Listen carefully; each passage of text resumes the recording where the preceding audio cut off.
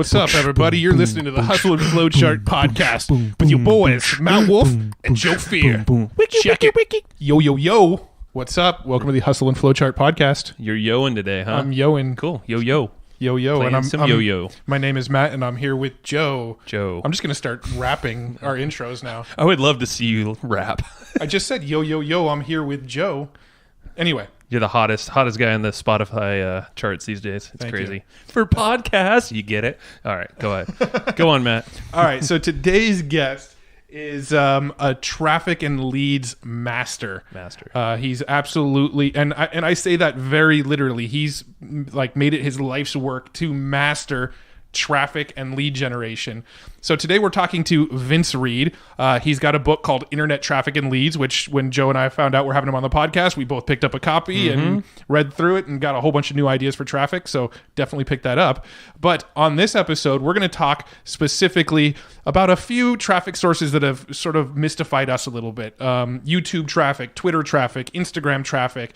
We touch on Facebook and Google a little bit, but we focus on those other ones because we have quite a bit of other episodes about Google and Facebook and some of those other traffic sources. So we wanted to touch really closely on the ones that we kind of needed our own demystifying, and Vince did not disappoint. Hey, Vince, this pumped me up a lot because Matt and I, we have a bunch of traffic going out there, paid networks all over the place. We connect them. Very similar to what Vince is doing, but at the same time, the way that Vince describes this, it had my mind going in all these different directions. Just the fact that he's talking about, Twitter ads and how he's literally getting penny clicks to his websites based off of kind of set and forget Twitter ads. That just in itself should intrigue you to listen further, and I challenge you to do so. But at the same time, like the mastery. So if you read when you read his book, and we'll give you the name, it's actually Internet Traffic and Leads, but it's all about mastery. So instead of this going wide thing where a lot of entrepreneurs, business owners just take forever or never get traction or just kind of fail, they don't go deep. If you go deep like Vince is, he's like the epitome of going deep on mastering traffic and getting quality leads. That's what this thing's all about. So if that's what you're looking for, you're in for a treat. Absolutely.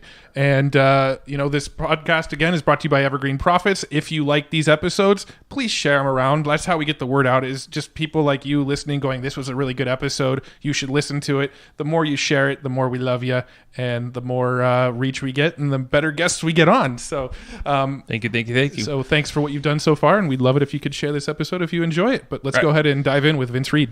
Hey, Vince, how you doing, man? I'm doing awesome. What's going on? Oh, it's a good day. It's hot, man. San Diego. Are you up in you're in what, SoCal, right? I'm in Orange County in northern OC. I'm Got it. 20 minutes from like Newport, Laguna Beach, and all that. Yeah. Way cooler than here. Inland. Well, yeah, man. So we all, you, me, Matt, originally met in Speakeasy, San Diego, probably a couple months ago or so now.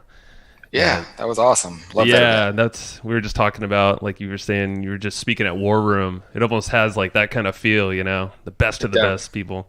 Definitely does. Yeah, man. So, no, it was really fascinating. I think you and Matt hit it off there. And we're talking. We chatted for a few minutes, and I went, I got to follow up with this guy, get him on our podcast. You got some good stuff. And then found out you had a book and went and grabbed your free plus shipping offer on the book and, devoured the book over a 2 or 3 day period. And here we are. Yeah. Awesome. And before we get any further, definitely, I'm just going to give you a shout out for that book, Internet Traffic and Leads. Definitely legit. A lot of cool storytelling in there, backstory, but so many actionable lessons throughout the whole thing. Cool. And what's the best place for people to go grab it if they want to get the book for free? Yeah, you can get the free plus shipping offer. So, always transparent. You will be paying for shipping. Yeah. But you can go to internettrafficandleads.com. Sweet. Right on, man. Well, yeah, I just wanted to give you that shout out before we dug in. But let's get into how you kind of came into this world. I think it was about, 10, 11 years ago or so. Yeah, man, I'm like a senior citizen in the online marketing world, right? I made it past the 90-day, everyone comes in, I didn't make any money in 90 days, they quit, right? Yeah. So, I got in back in 2007. I like to say, like, online marketing world kind of found me. I was in real estate. The entire industry, what I thought collapsed, which isn't technically true. I can give you some more backstory on that. But in my world, in my eyes at the time, it collapsed. I lost everything. I had a small little mortgage company, and banks pretty much stopped lending. And I was doing a lot of subprime lending. And for those of you who were around back then, it was, a pretty bad time for a lot of people. There weren't really jobs going around. And I did what a lot of people did, was I went out to try to find a way to make money. And I went online and I pretty much searched for how to make money online. And, the backstory of that is people always say, well, why didn't you just go get a job? And I think today, because the economy is so much better and there's so many jobs available, that's like the logical answer. And to be honest, I'm glad it wasn't that way because I probably wouldn't be here talking to you today. Yeah. But there were no jobs. They weren't hiring. Unemployment rate was the highest it was ever, pretty much. Maybe there was another time in history it was as high, but it was pretty rough. And I just saw an ad that said, make money on Google, and clicked on it and opened up my eyes to an entirely new world. It's fascinating. Matt and I it was around the same time we kind of all started. We just, did in different facets. We weren't in real estate. You were in a whole different ball game there, But the jobs that we worked in got destroyed because of real estate. So. Yeah. So really, very similar, where it was almost forced into this online world to make something for ourselves. Yeah, people don't realize that whole real estate debacle destroyed a lot of industries as a result of, people just, doing what they thought was right. I mean, you had these banks pushing programs to get people in homes, and it all came pretty much crashing down. Yeah. We were in 2008. We were working for a shutter company, like window covering shutters. And a funny thing happens when people stop buying houses; they stop buying shutters as well. So definitely had a big impact on the business. The business eventually went bankrupt, and good times. Basically forced us into finding something new. So same thing for you. We should just stand up and give ourselves a round of applause for the meltdown. Glad it's here. I mean, that's it. That's what I always think, man. Like, if there's like a crash, like you said, real estate crash, or like the whole dry up thing, but it gets you thinking a little bit more creative, out of the box, lateral, and the fact that you like clicked a link in Google and it wasn't a scam, or maybe it was and you saw right through it or something. But yeah. So what did you find on Google? What was the thing that kind of was that catalyst for you? Well, for me, making money on Google sounded better than flipping burgers. So, as I dove in, it was basically the ad I clicked on. It was a lady that was selling this ebook, Google Secrets. But basically, when you call her, it was a lead magnet. She would pitch you this direct sales opportunity, and then she would say, if you get in my direct sales opportunity, which is $2,000, you get this ebook. And, I knew nothing about online marketing. And I tell people this all the time, like, I could barely send an attachment on an email. I mean, I would have assistants and process through all my online stuff. Like, I literally was computer illiterate when I got started online. So when people come to me today, that know me back then, they laugh. They're like, people come to you for marketing online? Like, do they not know that you were a complete idiot when it comes to that stuff back in the day? So, I did some research on the lady, and, because, when you don't know anything, everything you find online is true. I saw a couple like scam things about the lady, which was probably someone that got mad and wrote some review. But the good news about that was it got me researching other things. So I kept searching, and I started searching now direct sales companies. I didn't know what that was. And when I was searching these different direct sales opportunities, I saw more ads, and I kept seeing the same person pop up. And then for whatever reason, I just said, man, if I could learn how to do this must be what the lady's talking about making money on Google. I would, position myself to do the same thing. So I didn't even know what the guy was selling. I just basically opted in, tracked him down, and gave him $2,000 I didn't have, sold everything else that was in my house. Because during this time, I was, losing everything. Home was in pre-foreclosure, had lost my car, girlfriend was paying the bills. It was a pretty rough time. So $2,000 was literally, pretty much all the money I had left. And I bought it just to learn from this guy. Just the fact that you put your ass on the line like that and actually took that leap with, like you said, the money you didn't have, probably some credit cards or something. And a little bit of everything, man. Credit cards, selling stuff. The good thing was I had a mortgage company. So in my garage, when I shut down my mortgage company, I had like a lot of computers and desks and chairs. So I just started selling on Craigslist and just rounding up any kind of cash that I could get my hands on. I love that mentality, man, because there's so many people that will like squabble over, $100 product or $500 product when they do have a business, but they just don't want to take it further. And obviously there's a whole discussion there, but the fact that, you took the leap. I know Matt and I actually invested in a course around the same time for about that amount of money. Scary as shit, especially with your wife or, girlfriend there paying the bills. Yeah, it was definitely tough times. And, I remember when I did it, I said, well, worst case scenario, I'm already losing my house. I don't have anything. What's the worst that can happen? The only thing that I can do is grow up. And I remember saying, look, I'm going to put my head down. I'm going to learn this, and I'm going to not look up for 12 months. And, things started to turn really quickly. Yeah. So that right there, what you just said right there, triggered something in the book. So when I'm reading, when we read your book, something that stood out to me was the mastery, this concept of going all in and going deep, not this wide approach that a lot of people take. They want to test everything. What got you into that mindset? Yeah, I'll tell you, when I was in real estate, I remember, what's different about that industry and let's say like the online marketing world or online businesses or just entrepreneurship back then was no one shared their secrets. Like I just got in because everybody was doing it. I didn't have a mentor. I didn't have anybody to I'm not sure. I shouldn't say I didn't have anyone. I didn't seek that out.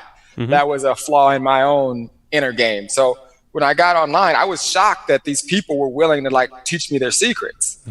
So when I started running my first Google ads, I sold some more stuff. And for whatever reason, I was like, oh my gosh, this is crazy. You can put ads up and people are searching for stuff and they'll click on your ad and you'll make money. Like I just sent this guy $2,000 from doing the same thing. So clearly there's got to be other people that would do the same thing for me. I had to learn how to do it. So I rounded up some more money, put $1,000 into Google AdWords and lost all that money in 30 minutes. No leads. I got a bunch of clicks.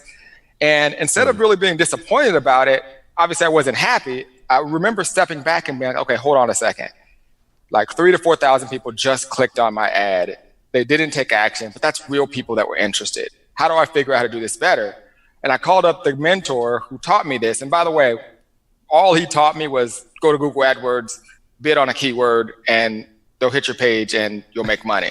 There was no strategy behind it. So he then said, oh, there's this other guy that you should go learn from. His system's $50 a month and he'll teach you how to do it better. Oh. So then I was like, okay, cool. I joined that. And that became actually my real mentor to this day. This was a guy who made over $27 million by his 21st birthday. Oh, excuse me. He made over $21 million by his 27th birthday. Dang. And he was really, really, in my opinion, still to this day, was the GOAT of paid advertising. Wow. Is that a guy you can name, or is it was a guy named Jonathan Budd. He owns a solar company now. But he's another San Diego dude. So yeah, he's out in San Diego, one of my good friends, and he and I are really close to this day. And he taught me the basics, and I became one of his top affiliates, and that's kind of what got me started. And when he kind of left the industry, that opened up a hole for a new kind of lead generation marketing guy, and I kind of wanted to keep his legacy alive, so to speak. So I love it. Yeah, I mean, Jonathan Budd is actually one of the guys that we studied in the early days. So he was a little more focused in the network marketing space, which wasn't really our game. But the people that were doing the network marketing stuff were the people that I loved to study, because I think those were the people that had it the most figured out, the most systematized. Oh yeah, the Jonathan Budds and the Mike Dillard back then. Exactly. Those two guys were the pioneers of the whole attraction marketing and online marketing space. So absolutely, that's where I got started and learned how to do it the right way, and that was what really got me focused on mastery. And I realized right away that anybody can go place an ad. You can go on Google right now and search how to run any type of ad, and you'll find a tutorial. But why is it that when most people go do it, they don't get results? Right. And then that's when I realized that it was all about strategy. And kind of what I was talking about this week, speaking at War Room. It's how I use strategy with my ads more than just placing an ad. I love it. Now, when you said you spent $1,000 on Google Ads and you pretty much lost it all and made no sales, and then you learned some things and you made some tweaks and you went back and then you kind of started to figure it out. Was there, one or two factors that you kind of figured out that you didn't really do the first time around, that you learned your lessons, and these were what you learned? Absolutely. And people to this day still make the same mistake, and I see it and I kind of chuckle under my breath sometimes. I'm like, gosh, that person, if they only knew. So the first thing you have to do, and it's marketing 101 is you've got to capture what's going on inside your prospect's mind. Mm-hmm. So, and you also have to understand the difference between putting your content in front of buyers versus shoppers. And then the last thing that you have to do is you've got to frame your ads based on what the person is actually, where they are currently. So let me kind of break all that down. So capture what's going on inside of a prospect's mind. If I'm bidding on a keyword, or if I'm running an ad and it's, how to advertise on Facebook, right? Then what my copy on the page that they click, it has to correlate to what that person just was searching for. Right. Where a lot of people, it's not congruent. Like they'll have they'll bid on keywords like online marketing, right? And that's a person that's just shopping, just trying to understand what online marketing is all about, and then try to take them to this page that isn't really correlating to what was going on inside that prospect's mind. So instead of bidding on online marketing, if your page was about, how to get, let's just say, in my opinion, like what I do a lot of ads on is how to get lower cost leads that convert into sales. My page will match that. Now, the last part, what I said was we have to figure out where that person currently is. So for example, and this is a big problem people have, if I'm running an ad, and let's just say the ad is like how to advertise on Facebook, that could attract anybody, a person with a business, a person that's just curious about like what Facebook ads are, a person that is doing Facebook ads, right? So you're going to have a wide range of results because you're all over the place, because your ad is simply how to run ads on Facebook. But if my ads are the two methods I use to lower my Facebook ads ad cost and boost conversions, or to lower my Facebook lead costs and boost conversions, and I target people that are actually already advertising on Facebook, then when they opt in, my message needs to be geared towards helping them improve their performance, because I already know that they're actually already advertising. So a lot of times people are building a list, and because they're not really thinking that deep in terms of mastery, they're building a list of beginners. And if I opt into your opt-in page and it's like how to run Facebook ads, I'm not going to ever really buy from you because I already know how to run Facebook ads. What I'm looking for is something different or a new strategy. And you can build the wrong list. And in your head, you look at it, you're like, I'm getting all these leads, people opting in for Facebook ads, but they already are doing it. So you've got to be conscious of, are they in the act of doing, or are they in the act of learning? And that's just an example of strategy. That makes sense. Yeah. And so everything that we've taught, we consulted a bunch of people, still do. We have our own membership. We teach a lot of traffic stuff, branding. We have a whole strategy of our own. And that is the number one thing that, the issue that we're seeing for people. Like, they'll be running some Google ads here, some Facebook ads, mainly on Facebook, but no one's putting this thing into a strategy of how it connects, or why they're even doing it. Or like you said, I love, like, where are they actually in the funnel or in their whole customer journey? Are they just right at the very tippy top where they need to get indoctrinated, or are they down there like checkout page left and you need to grab them back? Right. Yeah. Absolutely. That's really cool, man. So what's I'm curious. So like, if you were to tell someone to start now, and I know this could be a loaded question, it depends on the platform, where would you tell someone who has a product that's thinking about starting to run some paid traffic and wants to build a solid strategy around their thing? So I usually run ads on 5 platforms: Facebook, Instagram, Twitter, YouTube, and Google. So I live on 5 platforms, and it didn't start that way. When I started on Google AdWords, and then I actually went to Yahoo Bing, and then I went to Facebook way before people were even on Facebook. There was no Instagram. And those are kind of the first 3. So, and this is over 10 years. So I do consider myself an expert in all 5 of those, but it didn't start off that way. So when you're starting off, what I tell people to do is use the platform that they feel the most comfortable with, that they're on the most.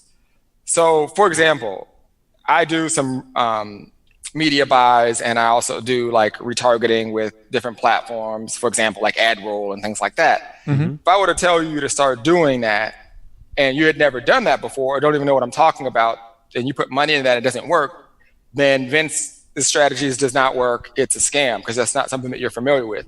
So if you spend a lot of your time on Instagram or you spend a lot of your time on Facebook and you're accustomed to seeing ads on those platforms, my advice is to start off using that platform first and master that one, because you already have a sense of commitment, or you know that it works because you've seen other people doing it and you actually use the platform. So when things don't go your way, which it likely won't in the beginning, you're not like in your head, or that doesn't work, and you get scared to advertise. Another tip I just would tell people, and I just want to say this, I don't want to forget this point. Yeah. It's in the whole scheme of running ads, the goal of advertising is to figure out a way to invest more. Yeah. And that's what I tell a business, like figure out a way to, like what most people do when they come to me is like, this is my budget and this is what I want to spend to make money, right? Now, the whole premise, and you've probably heard this before, I know some people who advertise, they hear this kind of analogy all the time. Like the goal is, let's say you're standing in a vending machine, you put $1 in the vending machine, it spits out $2. How many dollar bills would you put into the vending machine? Right? And the answer is you'd stand there all day. You'd be drinking coffee so you wouldn't fall asleep, because every time you put $1 in, you get $2 out. So you wouldn't be standing there saying, well, my budget is $5,000, so I'm only going to put $5,000 so I make 10 in this vending machine. So that's the goal. So the first goal, after you figure out which platform you want to use, is to get over the fear of actually investing in ads. The goal is, how can you invest more? Not like, what is the least I can invest? Yeah. So how have you seen people get over that hump? Because I know a common question we'll receive is like, all right, so what kind of daily budget should I go for? Oh, but my budget's actually only this. Right. Well, here's the deal. So I tell people this, I spoke about this week. So marketing is like insider trading. So I talked about the movie Wall Street. I love the movie Wall Street, one of my favorite movies. Those of you who haven't seen Wall Street, go watch it immediately. There's a character in the movie called Gordon Gekko. You guys familiar with Gordon Gekko? Oh, yeah.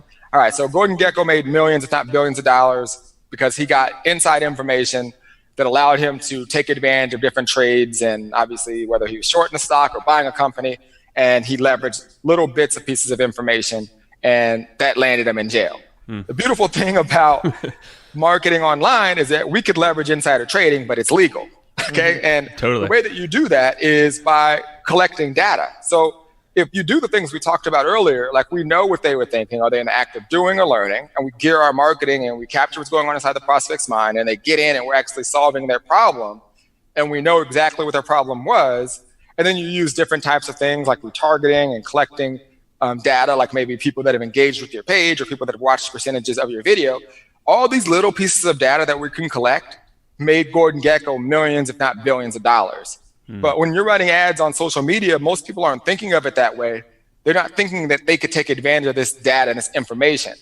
So you have to be thinking that way. Like, this is all information that you can use to your advantage. And that's why I say it's like legalized insider trading. Yeah, I love that analogy. I love that analogy. And you know, it's funny because I've used the analogy of insider trading, but in a different sort of perspective for affiliate marketing. One of the ways that we sort of leverage the concepts of insider trading in our business is that whenever we promote a product as an affiliate, we get in really, really, really good with the product creator. We become great friends with the product creator. We get on calls with them. We learn everything about their business.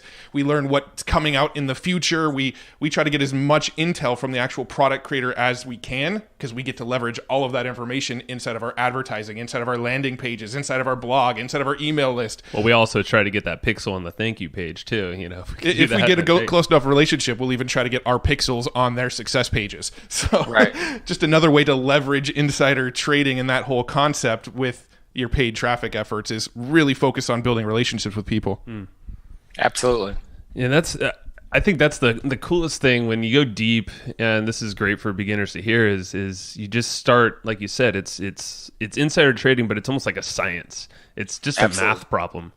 And it's like, if you have just like have that perspective of what you mapped out, what you just said there, you put it together and actually think of how the stuff is connected. And it's, yeah, and Vince, you can probably speak to this. You can't spend as much as you can possibly spend and then think that the ads are going to be identical. You know, you're going to convert the same amount. But if you have this system, you can kind of support all of these different things, you know, with retargeting and all that. Absolutely.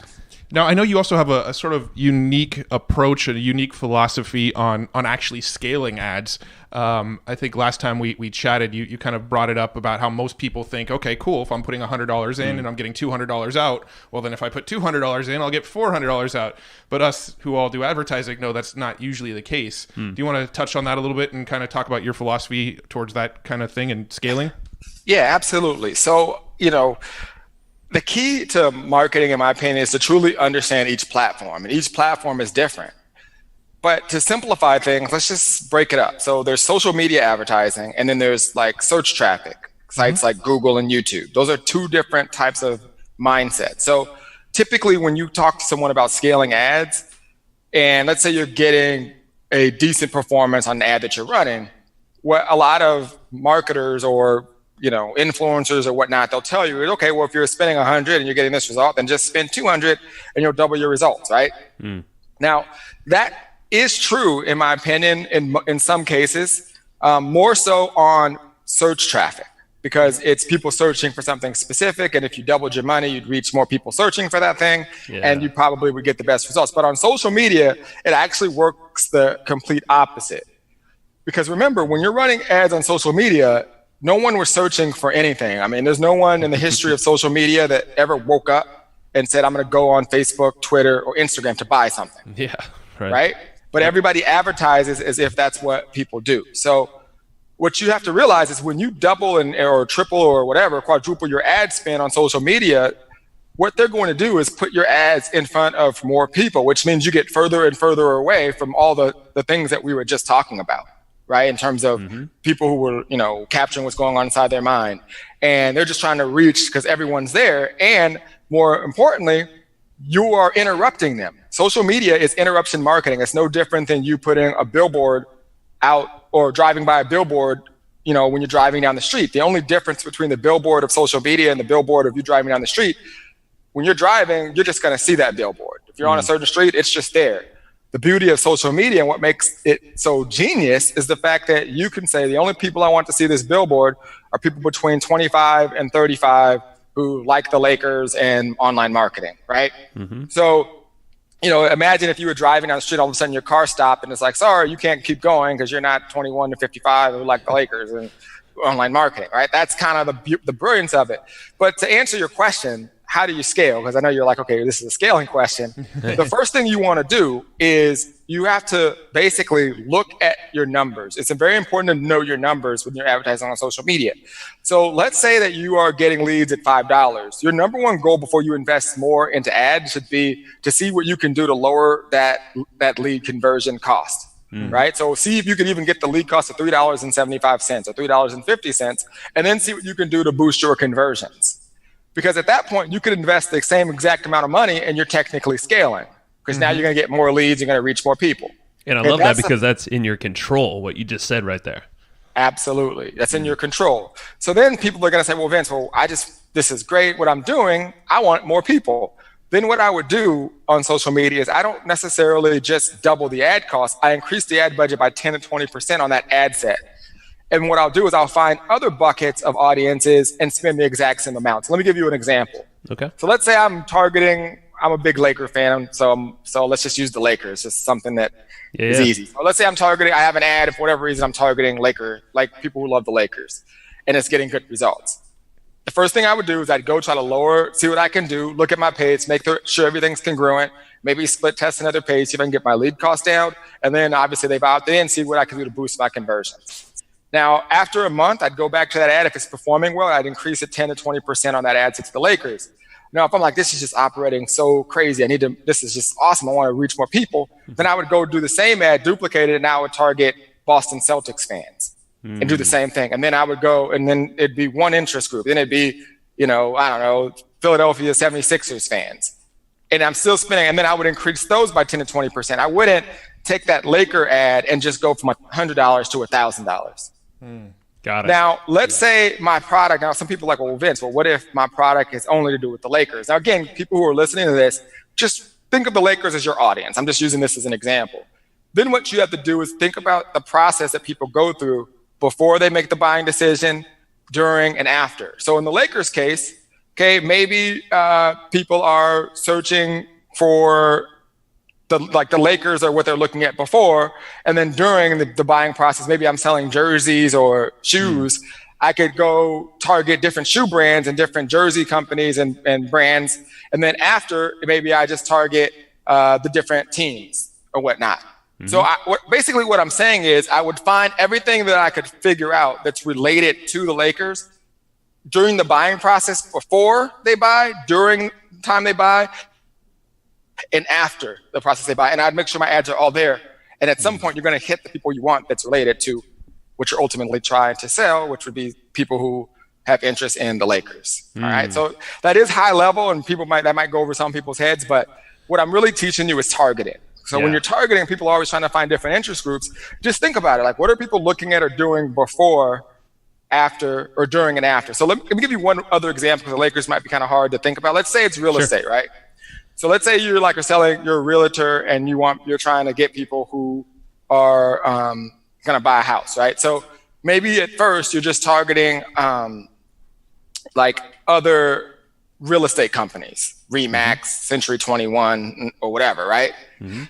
And then during the process, maybe you're targeting different moving companies, people that are already in the process of moving, right? They're moving, or all the things, furniture shops, people were in the process, they wouldn't be looking for furniture. They may, maybe you're in your house, but a lot of times people are doing that when they're looking to move. And then after, maybe it's, you're targeting just straight up homeowners, right? That's an example of like, they're already in the house. So like just finding buckets of audiences in the before process, during process, and after process is how that makes perfect sense. Yeah.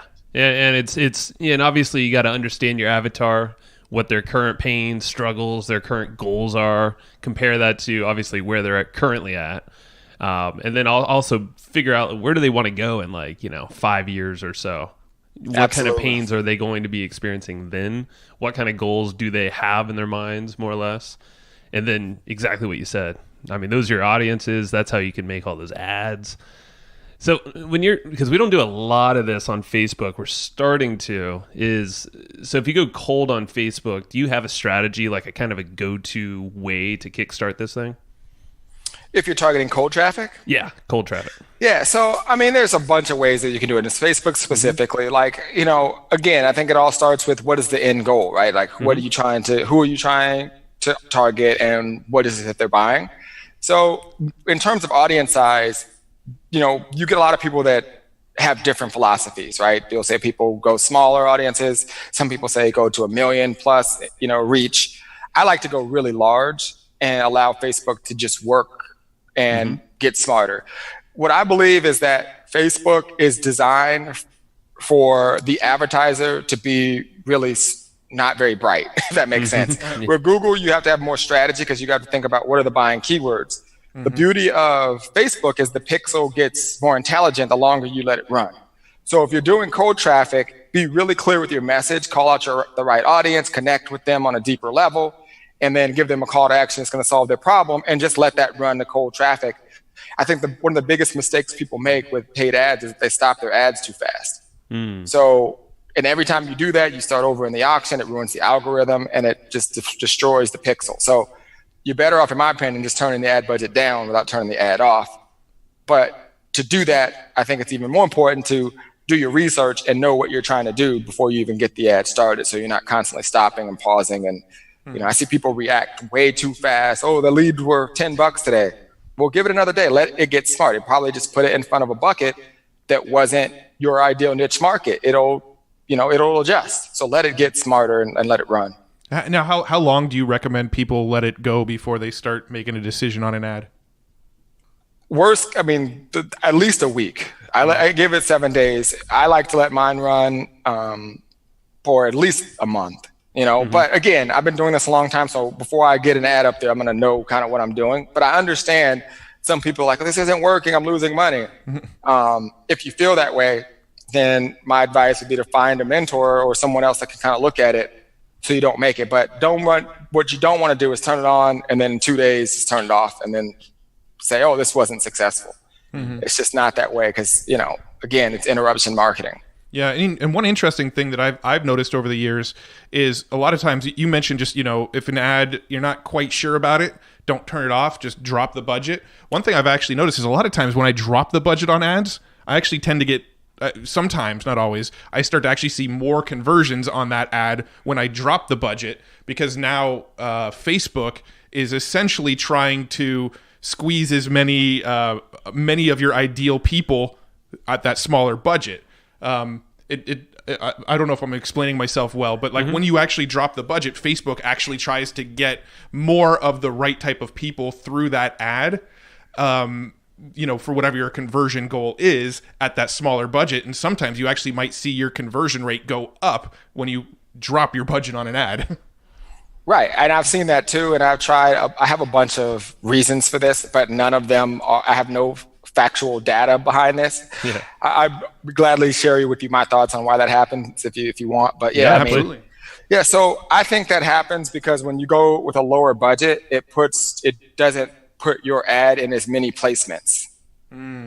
So like when you spend more money, then you're spending your ad budget on more placements. So what I would do is, if you see that happen, go in and check your ads manager and see where the conversions came from. And then when you go back up on your budget, just turn off the other placements and just advertise there.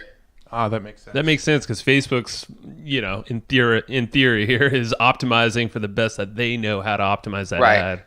But for them to do that, they've got to put it out everywhere and see, right? And in that process, you're spending more of your money, and then you're getting different conversions. It's costing you more. Right. So perfect. Yeah. Makes sense. Now, there's a few platforms that you mentioned that we haven't really experimented with much ourselves. So I'm kind of curious to dive down those rabbit holes a little bit. Now, we do a lot with Google, we do a lot with Facebook, but YouTube, Twitter, and Instagram we don't really do much with at all. Instagram, sometimes kind of along the lines of what you were saying is with Instagram, a lot of times when we create an ad, we'll just let Facebook pick the placements because they're obviously, they want their people running ads to be successful. So they're going to put them in the placements that work and try to optimize for you. So we do have Instagram ads running, but they're just kind of by default. We don't actually break them out into separate ad groups or anything like that. They're just kind of running because we're telling Facebook, do what you want with this money and figure it out for us. What's your philosophy on, let's start with Instagram ads? I love them. I mean, I think that you have to be where the eyeballs are. And I think that they all work together. I love Instagram. I mean, the eyeballs are there. There's very little distractions. I mean, think about it. Even a mobile ad when it's on Facebook, there's always other videos popping up and you can see stuff happening. There's way more distractions, but you see an image on Instagram on your phone app, you have a lot more attention. So I think that if you can figure out a way to make some, shorter videos, especially run some story ads, I really love these days. I think that it's an advantage for you. And something I've noticed, and I think Matt has as well, you have your personal account, but then you have your business account. And it just seems like a lot more effort to get the business account cranking, to get followers, engagement, and all that compared to something like a personal profile. Do you have any kind of tactics or strategies on how to kind of ramp up that business to get more followers? I think that first off, I think that everybody should be running spending $5 to $10 a day just running like campaigns to their page. I think you should constantly be getting fans. I think there's value to it. And here's why. When you run ads, and I don't think a lot of people do this, and here's another kind of superpower of social media that I don't think people quite realize. When you see an ad on Facebook and then you look above the ad, you'll see some of your friends that like that person. Mm-hmm. The more fans you have on Facebook, the more people are connected to the people that see your ads, right? Yeah. So when you run an ad, you can go in and say, I want to target people that like social media marketing who also and also target the friends of my fans, right? So each personal profile could have up to 5,000 friends. So if you've got 10,000 people that follow you, and then you go and you say, I want to target the friends of my fans, your audience could be massive. Right? It could be 20 million, 30, 100 million people just off of 10,000 fans. And then you go and you say, now I want to filter that down and only target people that like social media marketing. Now your ads are only displaying to people who like social media advertising who are connected to people who already like you. I follow you. Yeah. Right. So I think that why should you be running a little like campaign to build that follower base? So the more people that see your ads, they recognize people that are connected to you. That right there is power. I mean, I know my wife, she came to me, she's like, you got to check out this person's like ad. There was some kind of product, some fitness thing that she saw on her phone. I always tell her to show me like interesting ads that she sees. And she's like, the only reason I saw this is because one of her friends had liked this person. Right. That's the only reason she paid attention to the ad. That's so much power in that, because that's how we would interact as humans, like face to face. Recommend. Hey, Matt recommends me a book or something like that, like you did yesterday. I bought it. Right. It wasn't from an ad, but if an ad did that and I saw Matt liked it or follows whoever, it's more high likelihood I'll probably look into it. Now, is there something of the equivalent on Instagram of like a like campaign on Facebook? Well, not yet. But what you can do is you can basically run ads to your followers on Facebook and tell them to connect with you and like you over on Instagram. That's what a lot of people are doing consistently. So you're just linking the ad straight over to the Instagram right, just link profile? them right to your Instagram page. Oh, that might be worth throwing, $5 a day at or something. Absolutely. We'll definitely grow your Instagram following. Awesome. Yeah. Now with Twitter, I'm curious about Twitter. I've tested Twitter ads in the past. I didn't go real deep on it, but I've tested them, experimented, played with them. Never really got much results from Twitter. And when I get on, so I'm not a big Twitter user myself. And when I get on Twitter, to me, it just seems like a whole bunch of automated feeds these days. There's not a lot of like real life engagement going on unless you're, following what Donald Trump's talking about or something. But, what's, I guess, what's your approach to Twitter ads to grab attention? Because I do feel like Twitter has kind of fallen out of favor quite a bit over the last couple of years. It has, but it's still a top 10, 15 website in terms of traffic in the world, right? Mm-hmm. So people are there, and it's another place for you to be recognized and just be everywhere your customers are. I don't really use Twitter as much for like high level conversions. Mm-hmm. I use it more to build audience and to build awareness, because you can still get the penny views. You can still target people who like certain or who follow certain influencers. You can direct message people that follow you. One of the strategies that you can no longer do was when people would follow you, you could send them an automated message, which was which used to get me a lot of leads, but they cut that out recently. Mm-hmm. But I like Twitter. I think that it's one of those things not a lot of people are doing it. So it's to be honest, I would compare it a lot like Instagram. Uh-huh. The only thing different with Instagram is just more things you can do, and I think you'll see higher conversions. But people that love Twitter, and you get a sophisticated buyer that finds you on Twitter. In fact, I was in a film with Pat Flynn, John Lee Dumas, and Allison Miles, on a bunch of entrepreneurs. I don't know if you heard about it. It was called Inspired by 11. Mm-hmm. And the people that found us for that film found us on Twitter. I could see that, man. I mean, if you look at every startup, you look at a lot of big CEOs, people who are running legit companies are on there. Yeah. They're on there. So again, I think you just just have an ad running and forget about it. You know what I mean? And with Twitter, I suppose, can't you used to, but can't you target just followers of anybody? So Absolutely. Like if I wanted when this podcast goes live, if I want to go on Twitter and put this ad to this episode in front of everybody who likes Vince Reed, I could get this episode in front of everybody who's a follower of yours right now. You can, and you can target everybody that's following you. Dude, this is all right. So my mind's going now. Yeah. So I mean, I can see that as sort of a great sort of top of funnel traffic source. Get them to the site in the first place, so that you're getting them on your retargeting pixels for everywhere else. Mm. Yeah, and they have lead ads. Like one of the cool ads you can run on Twitter is like you can run an ad where they just click the Learn More button and you automatically generate the lead. They don't even have to opt in. They just click the button. Oh wow. Dang. And it takes, and then you build a list. And it captures the email address that they use to sign up for Twitter. So, like with the lead ad on Facebook, they click it, and then it just populates the data. Then they have to click enter. With Twitter lead cards, unless they've changed it, they just click the button and you get the lead. Wow. Nice. And that goes right into your autoresponder, or do you have to use some sort of tool? Yep, it goes right into your autoresponder. That's really cool.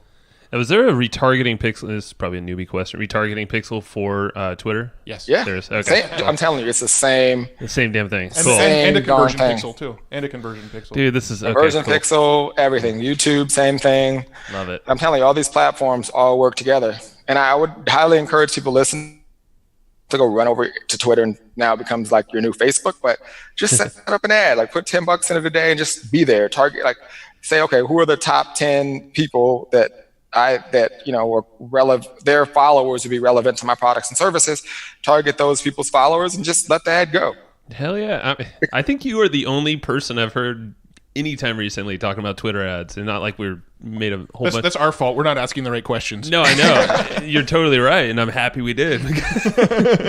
Because this is, it's opening my mind. Because that exactly what you said. Everything talks to each other, all the platforms. That's what we preach too, and that's how we make all of our money is connecting. Well, think about it. Like they'll click on the page, you can drive them to your website, pixel them, have a Facebook ad pixel. Now, when they go over to Facebook or Instagram, you can follow them there. Mm-hmm. So, in full transparency, that's actually how I use Twitter. Yeah. I mean, we're big on Google Display Network for retargeting as well. And Google Display Network's been pretty huge. So another sort of retargeting angle. Because what's really cool is you can kind of create this omnipresence, be everywhere. Once somebody sees your content once, they all of a sudden start going, holy shit, these guys are everywhere. They must have massive ad budgets. But really what's happening is they're discovering you once, and then they're seeing you on blogs through Google Display Network. They're seeing you retargeted on Twitter. They're seeing you retargeted on Facebook. You're being retargeted on Instagram. And people go, man, these guys must be spending 6 figures a month on ads. But it's like, no, we're spending like $2 a day to get in front of you. Exactly. I mean, it's a penny a view, right? Yeah. And that's the beautiful thing about it. It's amazing, man. I love it. So let's talk about YouTube real quick. That's kind of the last ad platform I wanted to touch on with you. With YouTube, what I guess let's just start with the basics. What would be like the first tip you'd give somebody who says, okay, I'm going to experiment with YouTube ads? So I love YouTube ads. In fact, it might be, people will say, what's your favorite? I think they all work together. I kind of look at advertising like an old school stockbroker, and they're like, diversify. That's kind of how I look at marketing. Yep. But I obviously have my favorite stock, and my favorite stock right now would be YouTube ads. And here's why. It's not because of what you might think. It's because everybody can't run ads.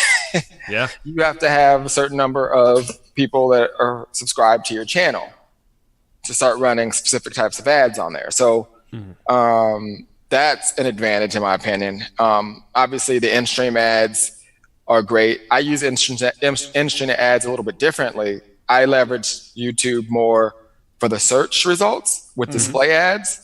So like get someone searching for what I know that they want first, and then I use in-stream ads to stay in front of them wherever they go. So your in-stream is like your retargeting basically. Can you quickly, can you kind of explain the different ad options inside of YouTube? Yeah, so you can do like a typical like display ad. So let's say you're searching for ads on any kind of product or service, or not ads, but you're just searching for a video on YouTube, and you search for it, and then you see the related videos that pop up on the dashboard or to the right column. Then you just click on it and you watch the video that's related to what you were searching for, just like you would if you were on Google. So what I do is I build those audiences with display, and then I use in-stream, and then the in-stream ads convert ridiculously low at that point. Now, in-stream ads already convert really well if you have a good message to just cold traffic. A lot of people use it that way, but I feel like they waste a lot more money. For me, in full transparency, like people come to me not because they want a million leads overnight, even though I could teach them that. They come to me because they want quality leads at the lowest cost possible.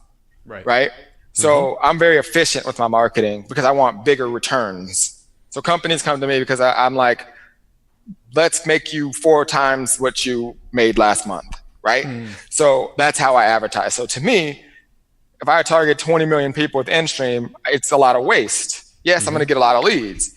But if I'm targeting someone who specifically was looking for what I have to offer, and then I just stay in front of them with in-stream, can you imagine the type of conversions I get on that? Yeah. So just to kind of clarify real quick, what you're doing is, let's say somebody searches on YouTube for how to get more leads, right? Just as an example, they search that.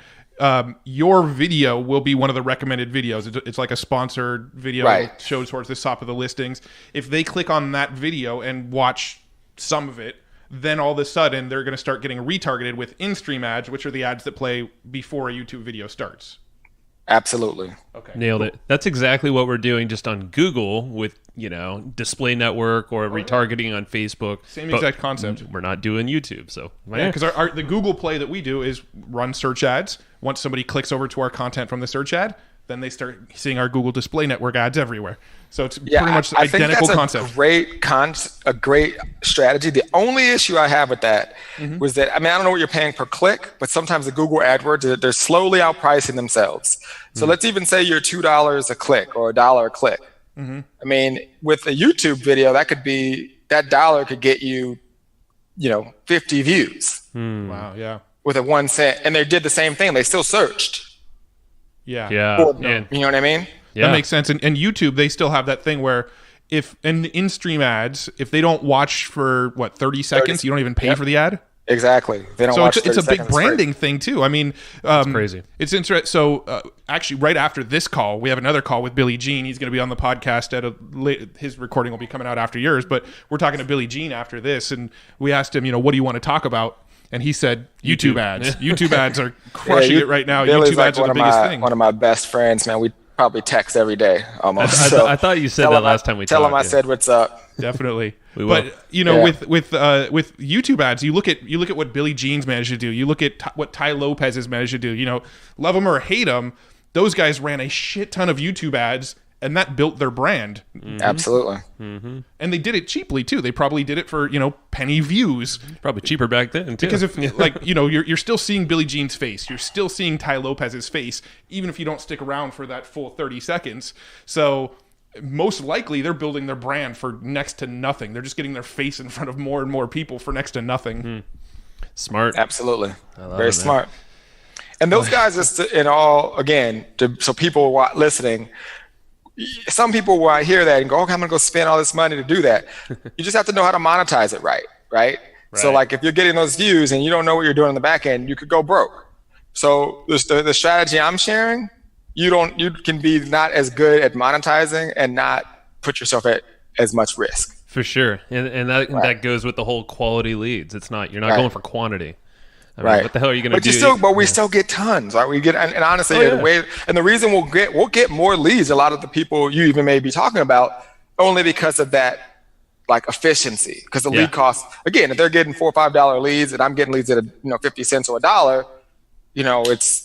it's all relative. So sure, yeah, that makes perfect sense. Now with our podcast, you're going to see it after your episode goes live. You'll have some ads following you around and a bunch of other people's.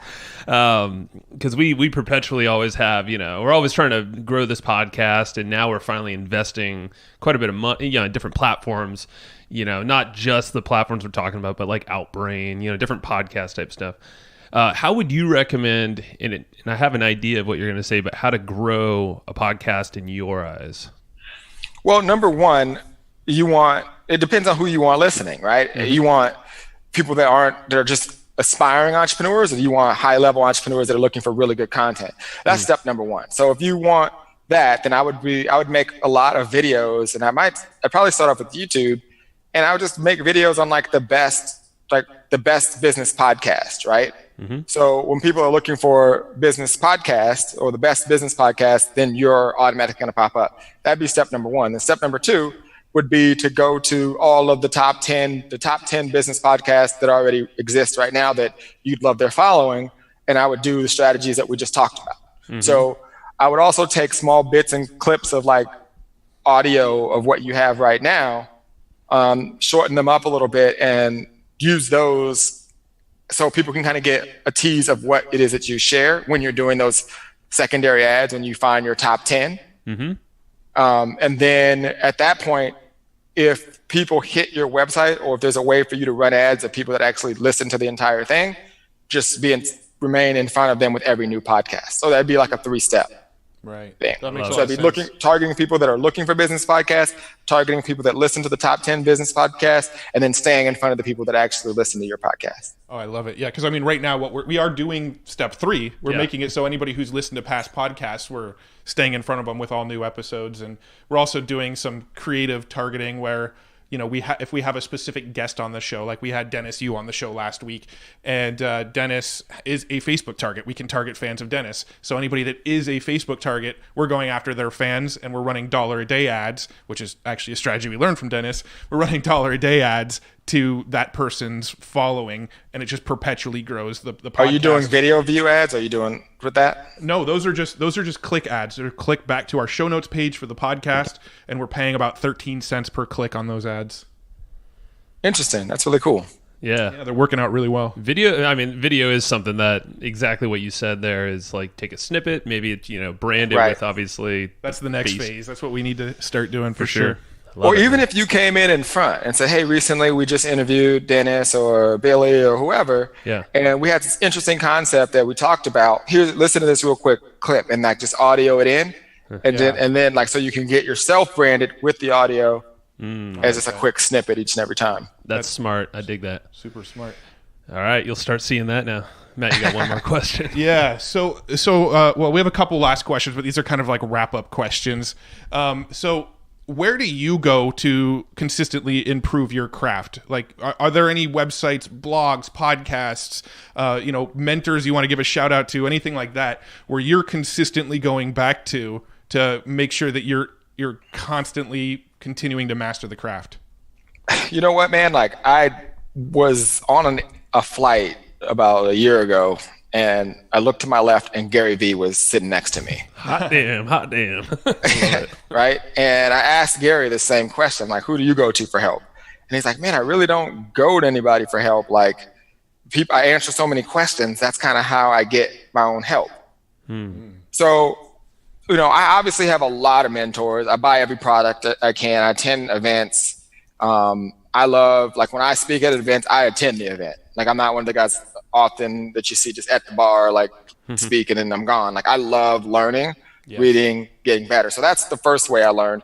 I do a lot of going through different platforms, saving ads, going through funnels and just learning that way. But really through doing, I have a community that we have where we train entrepreneurs and I get to answer their questions, and we have sessions where I look at their ads. And for my digital agency clients, we're running traffic for a variety of different businesses. So I'm constantly in the trenches. And then there's gurus out there that we've managed their ads. So I'm always like able to see what's going on and get the real scoop of what's happening.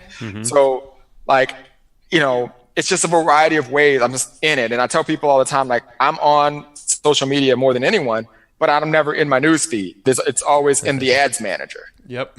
And there's times where I literally will see a button or something pop up, and I will say to myself, how will anybody know that this even exists? Like, this is crazy, right? And I'm just constantly in it. And I think that the lesson here is you got to learn by doing. Like, you've listened to a lot of stuff we've talked about in this podcast, but unless you go do it, then it's just the information is useless. Knowledge, in my opinion, is not really power. Knowledge executed is where the power comes in. So you've got to go take action and make it happen. Love it. Now you put on, what is it, an annual event? How often do you do your events? We do an annual event. It's called InternetTraffic Live. We actually our last event was our last event. But and that was our fourth one, and it was amazing. I mean, we had like a lot of people, like you said, Billy spoke, Roland Frasier, Chris Record. Like, I mean, it was just so many. It was an amazing event. And it was like 300 people there. It was awesome. And, we had every intention to not do another event because we've had some really cool business things that have popped up. Like, we do marketing for a mortgage bank now, and just some awesome opportunities that we were like, we need to focus in on these things. Right. But we've had so many people say, Vince, you've got to keep doing your event. So I don't think we're going to do one next year. We are going to probably not do it, but I have reopened up the door to do another one because of the feedback that we've got from it. Nice. Well, if you ever do another one, keep us in the loop because we'd love to be attendees at the very least. That's right. Definitely will. I appreciate that. Well, hey, so where should people go check you out? Like, I know we got the book, Internet Traffic and Leads. Yeah, definitely check out the book, or just follow me on social, Vince Reed Live on Facebook, Instagram, Twitter, and obviously Vince Reed on YouTube. Subscribe, and I'm sure I'll retarget you enough where at some point you'll probably get on my list. And you should, for sure. All right, Matt, anything? You good? No, I think we covered it all. One last question we do typically ask people: do you have any book recommendations? Wow. Oh man, there's so many. My favorite book is a book called The Richest Man Who Ever Lived by Stephen K. Scott. It's a biblical book based on the Book of Solomon, but it's what changed my life and my mindset. I think and this is because we're going to keep it on ads. And then if it's for advertising, my favorite book, it's not my favorite book in the world, but if you're a marketer, I think the book I like is 80-20, Perry Marshall. Yeah. 80% of your sales will come from 20% of your buyers. And The One Thing by Gruber. Is that his name? Gosh, I can't think of his name. The One Thing, is that the I'm looking for it on the bookshelf right now. He's the real estate guy, right? Let's see. I'm drawing a blank. McKellar? No, not McKellar. Keller, what was his name? Gary Keller. Gary Keller. Yeah, how did Gruber come out? Gary Keller. The funny, McKellar is a brewing company in San Diego. That's why McKellar stuck out. Yeah. So, Gary Keller, that book, The One Thing, because I think people shift too fast and they don't stay focused. I truly believe you are what you focus on. So those two books from a marketing perspective and keeping you every time we launch new companies, create new ideas, it's always marketing, traffic related. And we stay true to the skill set that we have. And I think that a lot of entrepreneurs, they pivot to all these new things and it's not always that easy. I think that's the epitome of that's the core lesson I got from reading your book. Definitely The One Thing's amazing. Got to go deep, man. Don't go wide, don't go deep. And master that stuff. I love it. Well, everybody who's listening, check out Internet Traffic and Leads. Go follow out Vince on all the social medias, Instagram, Twitter, Facebook, YouTube. Go follow him everywhere you can find him, and then he'll follow you. Yeah. All right, man. Absolutely. Thank you, Vince. Appreciate it. Thank you, guys. All right, man. See ya. All right. Thank you. And I hope you just enjoyed this episode you just listened to. Now, right now, before we sign off, I have a few things I would love for you to do. So the very first thing is to go find our guest on Facebook and tell them that you loved their episode with us. That's going to help them just feel good about themselves, but also it's going to spread the word a little bit more for us. So go find them on Facebook. Everybody's on Facebook, and go say that you love their episode and maybe one cool thing that you learned there. The second thing is to go to iTunes and subscribe to our podcast. Just look up Hustle and Flowchart and hit the subscribe button. And the very last thing, the third thing, is to leave us a review on iTunes or wherever you're listening to this podcast and help us spread the word more. That's how more people are going to get this awesome knowledge, this cool podcast training, and a whole bunch of other cool free training that we give out at evergreenprofits.com. So that's about it. Go find them on Facebook, go subscribe on iTunes, and leave us a review. You would be amazing if you did that, but you're always amazing. So thanks for listening, and we'll catch you in the next episode.